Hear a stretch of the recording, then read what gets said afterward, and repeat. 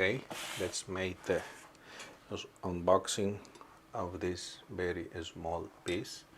It's a HawkLock, a SmallRig, good brand.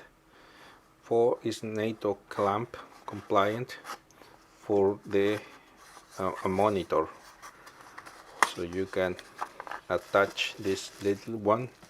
Comes with Allen wrench here.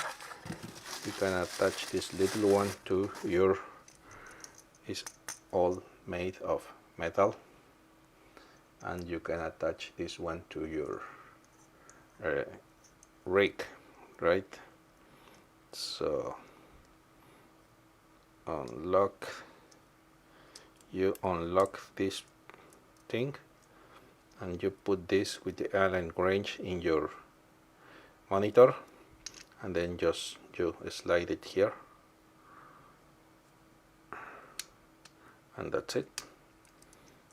Small, all metal, and it's really tight. I guess you need to, if you need adjust, you need to mess with the